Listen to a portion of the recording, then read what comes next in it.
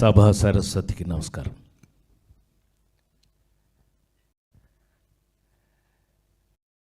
షష్ఠి పూర్తి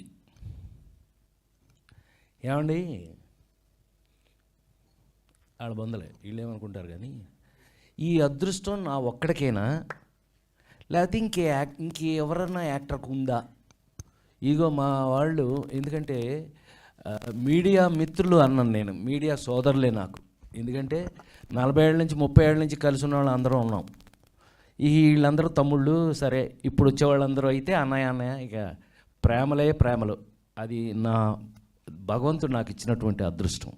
సో మీ అందరినీ కొంచెం గ్యాప్ తర్వాత మళ్ళీ కలుసుకోవడం చాలా సంతోషం. షష్ఠి పూర్తి. ఈ అదృష్టం నా ఒక్కడికేనా ఇంకెవడన్నా యాక్టర్కి ఉందా? అమ్మాయి నువ్వు చెప్పు. అసలు కొన్ని 100 సినిమాలు నాకు యాంకరింగ్ చేసావు కదా, ఈ అదృష్టం నా ఒక్కడిదే. ఓ అదృష్టం ఏంటని అంటావా? వయసుకు తగినట్టు క్యారెక్టర్లు. రాజేంద్ర ప్రసాద్కి షష్ఠి పూర్తి. నవ్వుతారేంట? షష్ఠి పూర్తి అంటే నిజ జీవితంలో నేను 60 దాటిన తర్వాత తప్పించుకున్నా. ఎవడన్నా నాకు 60 అనుకుంటారని షష్ఠి పూర్తి పెట్టకుండా తప్పించుకున్నా మా పిల్లల దగ్గర. చచ్చినట్టు భగవంతుడు మరి నిజం కదా. భగవంతుడు ఏం చేశాడు? ఏడిసావులేరా నీకు షష్ఠి పూర్తి. ఈ సినిమా నేను మీకు చెప్పాలి అని అంటే, ఇది సినిమా కాదు, జీవితం. మీరు ఈ సినిమా చూస్తే కొన్ని నా సినిమాల్లో చూసి మెచ్చుకుని మనకి అందరూ కొంచెం నంది అవార్డులు అవన్నీ వచ్చి నన్ను మెచ్చుకుని మీ అందరి ఇళ్లల్లోనూ ఒక వస్తువు అయిపోయాను నేను. పివి నరసింహారావు అని పాపం ప్రధానిగా చేశారండి ఈ దేశానికి, ఒక తెలుగు ఆయన అనేవాడు, ప్రసాద్ ఎట్లనో తెలుసునా, ఇంట్లో కంచం ఉంటుంది, మంచం ఉంటుంది, ప్రసాద్ సినిమా ఉంటుంది అని చెప్పాడు. ఆయనకి ఇష్టం అది విషయం, పివి నరసింహారావు గారికి ఇష్టం.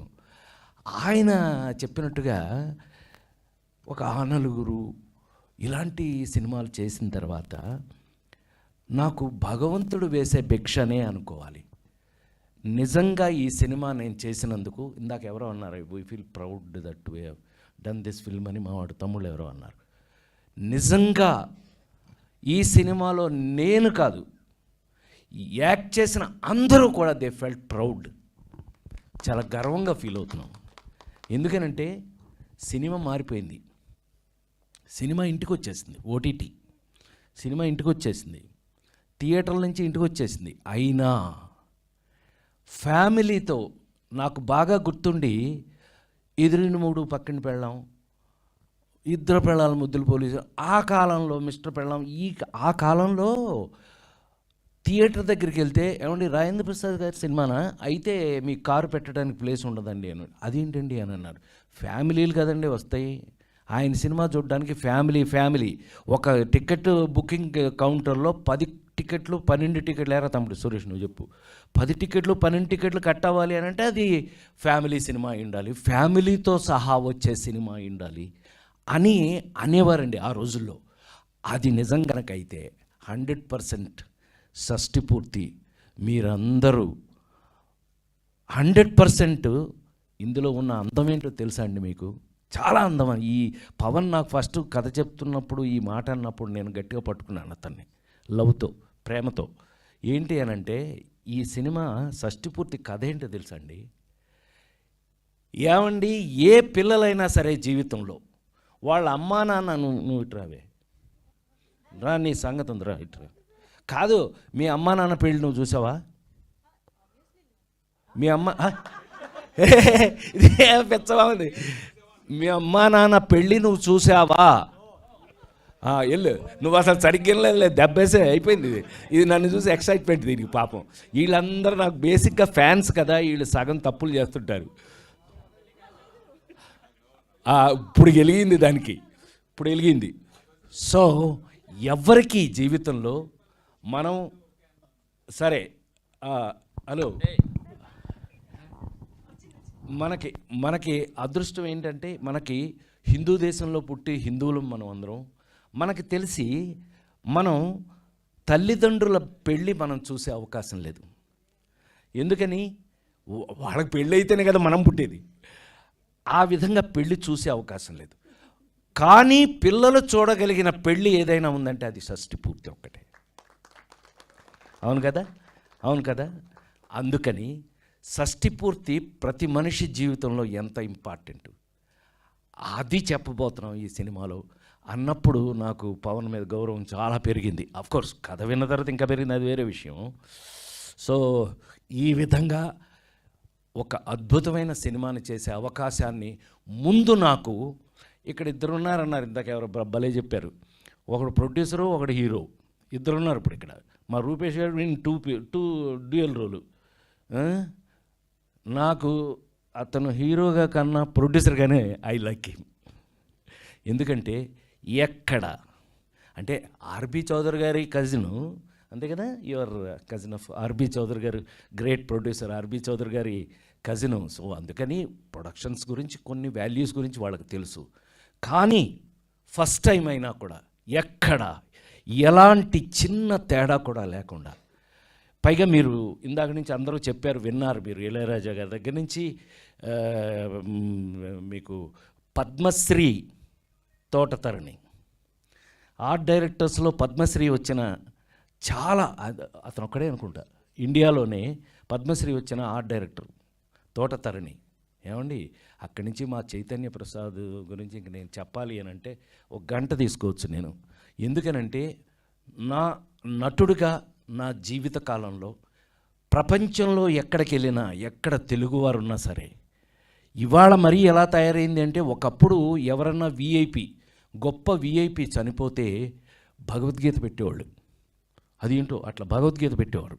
అలాంటిది ఇప్పుడు చైతన్య ప్రసాద్ రాసిన, నా మీద తీసిన ఒక్కడై పుట్టడం ఒక్కటై రావడం నడుమయ్యి నాటకం విధిరాత, ఏ రాసి పారేశాడు, తీసాడు. ఆ పాట ఇప్పుడు వేస్తున్నారు. అలా ఒక జీవిత కాలంలో పెద్ద, అందుకని ఇతనేమి ఒక 70 ఏళ్ళు 80 ఏళ్ళ పెద్ద వృద్ధుడేమీ కాదు, చిన్న కుర్రాడు. ఇప్పుడే ఇలా ఉన్నాడు. ఇంకా ఆ పాట రాసినప్పుడు అవలా చాలా రోజులు, ఎన్ని రోజులు అయింది, 20 సంవత్సరాలు అయిందట.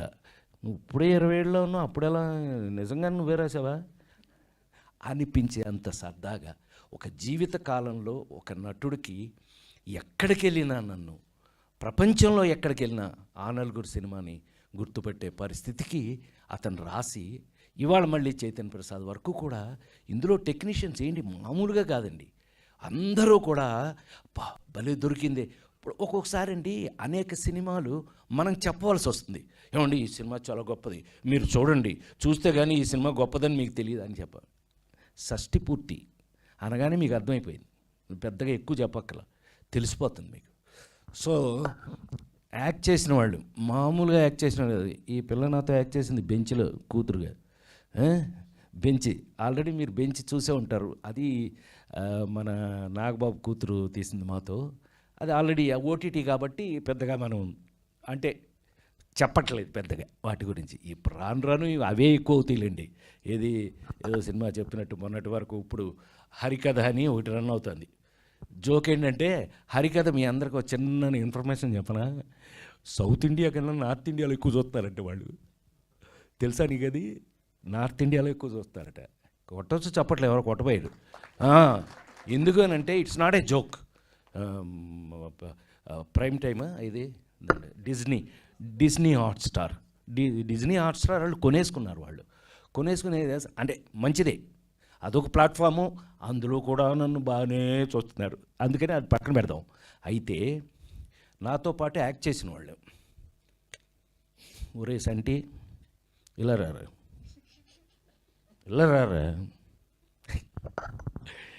నాకు వీళ్ళందరితో ఎంత చనువు ఉంటుంది అని అంటే, ఆనాటి బ్రహ్మానందం దగ్గర నుంచి కూడా ఈనాడు చంటి వీళ్ళందరితో వీళ్ళతో నేను ఎంత బాగా ఎంత సరదాగా ఉంటుంది అంటే, ఇందాక చెప్పింది కూడా వాడు నిజంగా భయపడి కాదు, ఓవర్ యాక్షన్. ఎంత ఓవర్ యాక్షన్ చేస్తాడో మీరు ఈటీవీ అందులో చూస్తుంటారు కదా, వాటిల్లో ఏంటయ్యా అంటే, ఫైనల్గా నా మీద ఉన్న గౌరవంతో షార్ట్ రిహార్సల్ చేసిన తర్వాత ఒక్కసారి నా చేత ఓకే చేయించుకుంటారు. అది ప్రేమ. నా మీద వాళ్ళకు ఉన్నటువంటి గౌరవం, రెస్పెక్ట్. అంటే లేడీస్ టైలర్ సినిమా దగ్గర నుంచి 2006 దగ్గర నుంచి ఈనాటి వరకు కూడా మరీ లాంగ్ కదా, 48 సంవత్సరాలు పనిచేస్తున్నాను కదా, అందుకని టూ మచ్. అందుకని టూ మచ్ చేస్తాం. వాళ్ళు ఉన్నారు కాబట్టి, ఇదిగో రూపేష్ లాంటి వాళ్ళు సినిమాలు టేస్ట్గా తీస్తున్నారు కాబట్టి, మా పవన్ లాంటి వాళ్ళు డైరెక్టర్లు నా మీద కథలు రాస్తున్నారు కాబట్టి ఇంకా మేము చేస్తున్నాం. అది ఎనీవే ఇట్ లవ్లీ. వీళ్ళందరితో వర్క్ చేయటం ఎంత లవ్లీగా ఉంటుందో మరొక మాట చెప్పలేను నేను.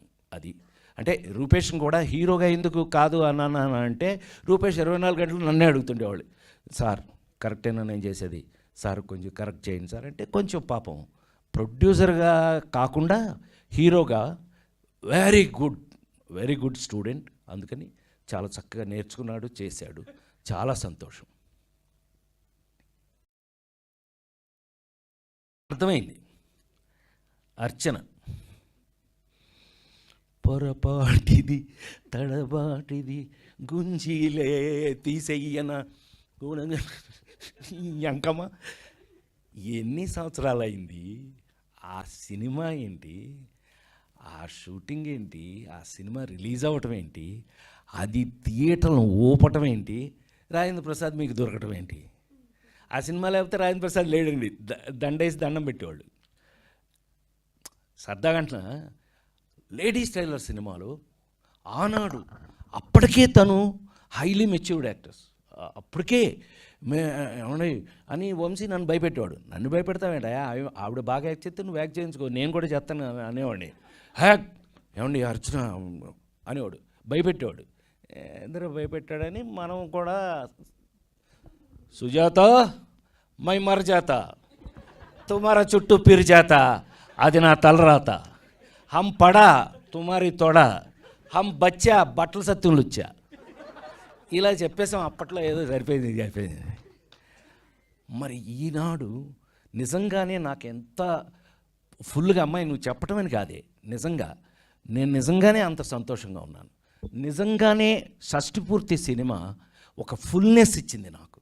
ఎందుకు ఇచ్చింది అని అంటే, అన్ని సంవత్సరాల క్రితం యాక్ట్ చేసిన మేమిద్దరం ఈవేళ వాళ్ళు ఆలోచించటం, వాళ్ళు ట్రై చేయటం, తీసుకురావటం, ఇదంతా ఈ పవన్కిన్ను రూపేష్ గోల మనకు సంబంధించింది కాదు. అది నాకు ఊరితే చెప్తుండేవాళ్ళు, సార్ అర్చన ఏమయ్యా అర్చన ఓకే అయిందా లేదా అంటుండేవాడు. నేను నువ్వెందుకు 24 గంటలు అర్చన అని చెప్పడం. ఎప్పుడో లేడీస్ టైలర్లో యాక్ట్ చేశాను, మళ్ళీ ఇన్ని సంవత్సరాలు అయింది సురేష్, మళ్ళీ ఎప్పుడు చూడలేదు మధ్యలో. నేను కలుసుకోవాలి ఏమ్మాయి, మనం ఎప్పుడైనా కలుసుకున్నాం మధ్యలో, కనీసం హలో మధ్యలో కలుసుకోవటం కూడా లేదండి. బట్ స్టిల్ ఎంత సంతోషం చూడండి, ఎంత ఆనందం చూడండి. మా ఇద్దరి మీద ఆ క్యారెక్టరైజేషన్స్ మీరు సినిమాలో చూస్తారు.